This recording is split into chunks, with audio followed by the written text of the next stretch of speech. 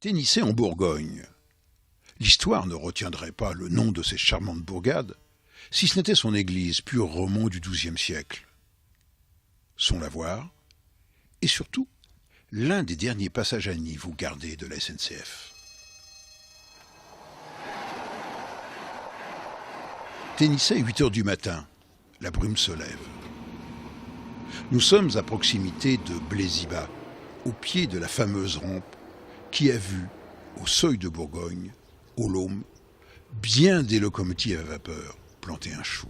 Aujourd'hui, les TGV, les trains de fret, gomment le relief, mais en tirant des milliers de kilowattheures à la caténaire. Autant dire la nécessité de procéder à son inspection et à son renouvellement. Tous les combien vous procédez au renouvellement de la caténaire ? Alors la périodicité de remplacement des fils de contact est très variable. Ça varie de 6 à 30, 40 ans, suivant les sollicitations des installations. Enfin, sollicitations, soyons clairs, ça dépend du trafic. Le trafic et le profil de la ligne. Et alors ça s'use une caténaire ? Et oui, ça s'use, on peut le voir ici. On a côte à côte donc un profil de fil neuf et un profil d'usé, de fil usé. C'est-à-dire, là, voilà, c'est pas un fil, c'est une barre. Hein, c'est une barre, oui, c'est un gros fil. C'est un gros fil, et là, le fil qui commence à s'user, on voit le méplat. Oui. Hein, c'est le frottement du pantographe qui fait cela. C'est le frottement du pantographe, le captage du courant qui use le fil de contact. Nous sommes fin octobre. C'est le dernier chantier de l'année sur cette portion de voie. 1100 mètres de caténaire à changer en 3 heures de temps, entre 10h et 13h, autrement dit entre 2 batteries de train. Fort heureusement, ici, nous sommes sur une portion à 4 voies, ce qui évite l'étonnement du trafic. Reste que ce chantier est très dangereux en raison des trains croiseurs qui circulent à plus de 100 km/h. Et l'homme clé, c'est lui. Le chantier est organisé, il nécessite certains moyens à mettre en œuvre, 5 plateformes automotrices, un train dérouleur et une organisation assez fine. Oui. Mais il y a combien de personnes ? Il y a 19 personnes sur ce chantier aujourd'hui. Le chantier comporte 5 postes de travail mobiles. Premier poste, la désolidarisation du fil de contact avec le porteur. En un mot, le dégriffage. Et le fil de contact pend lamentablement vers la voie. Suite immédiatement le deuxième poste, le wagon, ou plutôt le train enrouleur, dérouleur de câbles. L'ancien fil de contact est enroulé sur une énorme bobine, pour être aussitôt remplacé par le nouveau qui brille sous le soleil. Clé de la réussite, tout doit se passer à vitesse constante, sans à-coups. Le câble de contact, ou plutôt les 2 câbles de contact, car nous sommes en 1500 volts, sont accrochés provisoirement au porteur auxiliaire par des sortes de gros mousquetons. Et remarquez l'habileté des techniciens, car tout se passe à 2-3 km/h.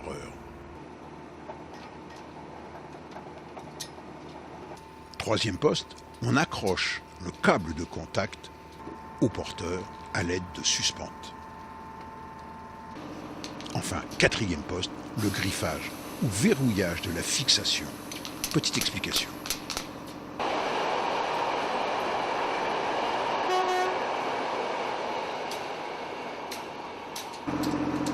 Alors, petite explication, la caténaire, comment ça marche ?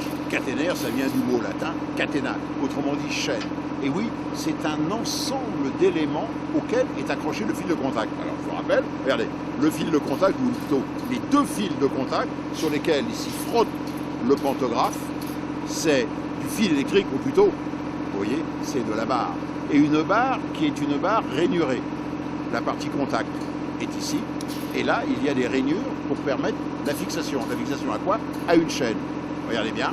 Vous avez d'abord le porteur principal. C'est lui qui, par l'intermédiaire des isolateurs, est fixé au poteau. Au porteur principal, il y a, vous appelez ça des étriers ou des suspens, des pendules. Voilà. Ça, ce sont des pendules, on appelle ça des pendules ronds. Et vous voyez qu'il y a une marge de manœuvre. Il y a une certaine souplesse dans la fixation. Donc au porteur principal est fixé un porteur secondaire, un porteur auxiliaire.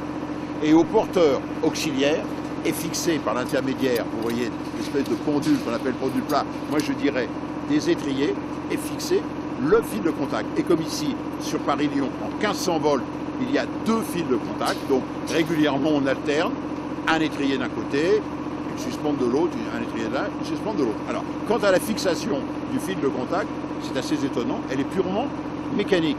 Vous voyez comment ça se passe?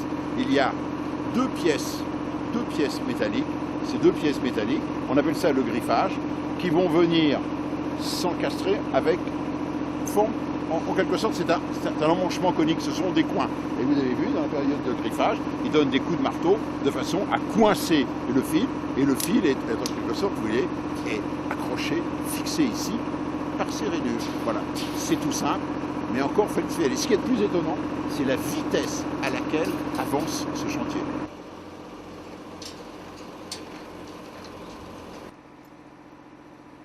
Ça coupe, hein, ce truc.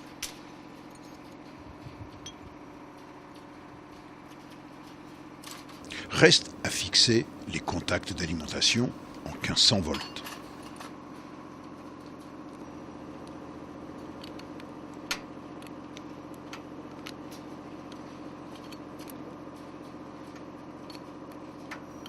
Et c'est la dernière opération, la mise en tension de l'ensemble.